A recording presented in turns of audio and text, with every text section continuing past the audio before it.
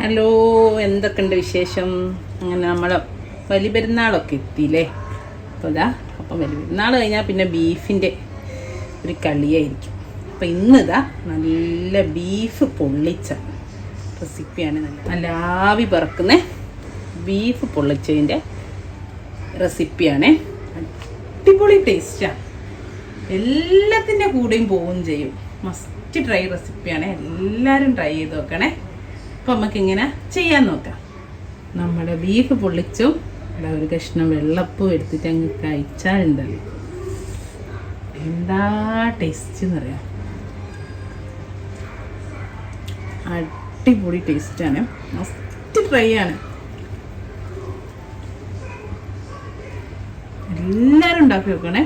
അതാ ഞാൻ ഇപ്പം തന്നെ ഇട്ടത്. കാരണം ഇതും നമ്മളെ പാൽക്കപ്പയൊക്കെ ഇല്ലേ, വെറുതെ കപ്പ പിഴിഞ്ഞാലും ചോറ എന്തായാലും മതി. ഇതൊരു മസ്റ്റ് ട്രൈ ഐറ്റമാണ്. ആദ്യം തന്നെ നമ്മളെല്ലാത്തിനും ബീഫ് വേവിക്കുന്ന പോലെ തന്നെ ബീഫ് ഉപ്പും മഞ്ഞൾപ്പൊടിയും കുറച്ച് മുളക് പൊടിയും നമ്മൾ സാധാരണ എല്ലാത്തിനും വേവിക്കും പോലെ തന്നെ കുറച്ച് ഇഞ്ചി വെളുത്തുള്ളി ഇട്ടിട്ടുണ്ട്. ഈ പൊടികളെല്ലാം കൂടെ ഇട്ട് ഒന്ന് വേവിച്ച് നല്ലോണം വേവിച്ച് വെച്ചിട്ടുണ്ട്. ഇനി അപ്പോൾ നമുക്ക് ഇതിൻ്റെ മസാല ഒക്കെ ഉണ്ടാകുക പെട്ടെന്ന് തന്നെ ആവുമല്ലോ അങ്ങനെ ആകുമ്പോൾ. ഓക്കെ, ഒന്നുമില്ല, 500 ഗ്രാം ബീഫാണ്. അതിലേക്ക് കുറച്ച് മഞ്ഞൾപ്പൊടി മുളക് പൊടി നമ്മളെല്ലാത്തിനും ചെയ്യുമ്പോൾ കുറച്ച് ഇഞ്ചി വെളുത്തുള്ളിയും ഇട്ടുണ്ട് കേട്ടോ, ഒരു 1/2 ടേബിൾ സ്പൂൺ. ഇനി നമ്മൾ ഇതിനൊരു മസാല ഉണ്ടാക്കണം. അതിന് തന്നെ ഒരു കടായി വെച്ച് അതിലേക്ക് ആവശ്യത്തിനുള്ള വെളിച്ചെണ്ണ ഒഴിച്ചെടുക്കാം. ഇപ്പോൾ വെളിച്ചെണ്ണ കുറയ്ക്കുന്നവർക്കൊക്കെയാണ് 2 ടേബിൾ സ്പൂൺ, ഒരു 2.5 ടേബിൾ സ്പൂൺ വരെയൊക്കെ ഒഴിക്കുക കേട്ടോ. ഇനിയിപ്പോൾ 1 ടേബിൾ സ്പൂൺ ആയാലും കുഴപ്പമില്ലേ. ഈ വെളിച്ചെണ്ണയിലേക്ക് ഞാൻ ഒരു നുള്ള് ഉലുവ ഇട്ട് കൊടുക്കുന്നുണ്ട്. എന്നിട്ട് ഞാൻ ഒരു സവാള ചേർത്തി കൊടുക്കാൻ. ഒരു സവാള ഉണ്ട് ചെറുതായിട്ട് അരിഞ്ഞ്, കുറച്ച് കരിവേപ്പിലയും ഒരു 3-4 പച്ചമുളകും ചേർത്തി കൊടുത്തിട്ടുണ്ട്.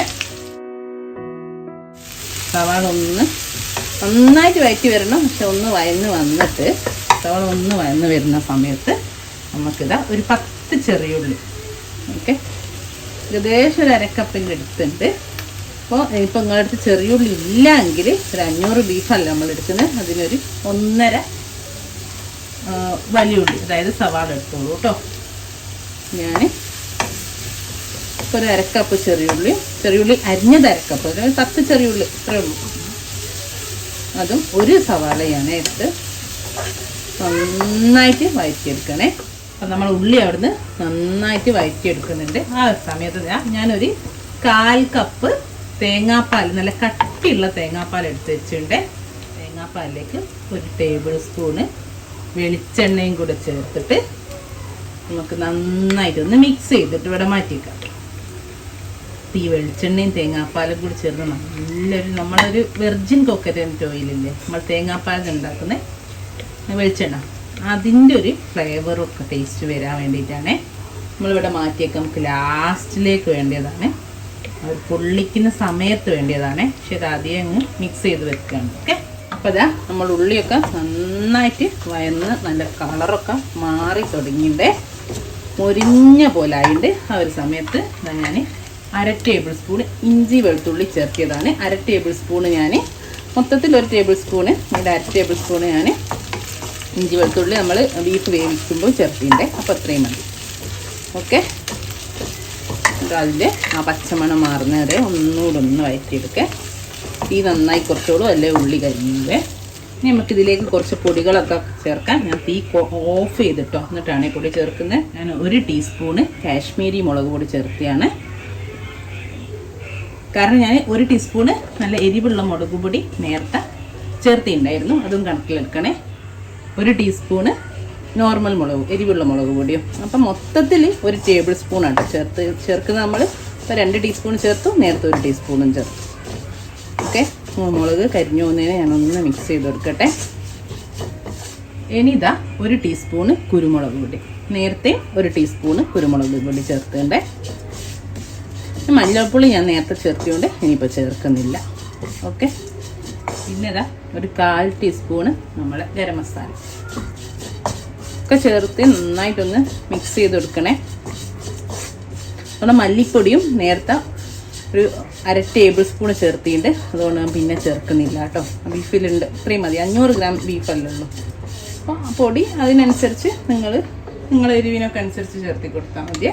ഇനി ഞാൻ തീ ഓണാക്കി കൊടുത്തുകൊണ്ട് എന്നിട്ട് ചെറിയ തീയിൽ വെച്ച് ഒന്നുകൂടി നന്നായിട്ടൊന്ന് വഴറ്റിയതിന് ശേഷം ഒരു നല്ലോണം പഴുത്ത അരത്തക്കാളിയാണേ, പകുതി തക്കാളിയേ ഉള്ളൂ. ചെറിയൊരു തക്കാളീൻ്റെ പകുതി, ഇത്രയും മതിയേ. അതുകൂടെ ചേർത്തിട്ട് നമുക്ക് നന്നായിട്ടൊന്ന് ഇത് വഴറ്റിയെടുക്കാം. ഉള്ളി കരിയൊന്നുമില്ല, മസാല കരിയുമില്ല, തക്കാളിയിൽ നിന്നുള്ള വെള്ളം ഇറങ്ങിക്കോളൂ. ഓക്കെ, അപ്പോൾ അതാ തക്കാളിയൊക്കെ നന്നായിട്ട് വഴന്ന് നമ്മുടെ മസാല ഒക്കെ ഒന്ന് ചേർന്ന് നിൽക്കുന്നുണ്ട്. ഇനി നമ്മൾ കുക്കറിൽ ബീഫ് വേവിച്ചപ്പോഴുള്ള വെള്ളമല്ലേ, അത് നമുക്ക് ചേർത്തി കൊടുക്കേ ആദ്യം. കാരണം ബീഫ് നല്ലോണം വെന്തതാ. അപ്പോൾ വെള്ളവും ബീഫും കൂടെ ചേർത്ത് പിന്നെ അതിൽ കിടന്നിട്ട് പൊടിഞ്ഞു പോകും ബീഫ്. അപ്പോൾ ഈ ബീഫിൻ്റെ സ്റ്റോക്കിൽ ഈ മസാല ഒന്ന് വെന്തോട്ടെ.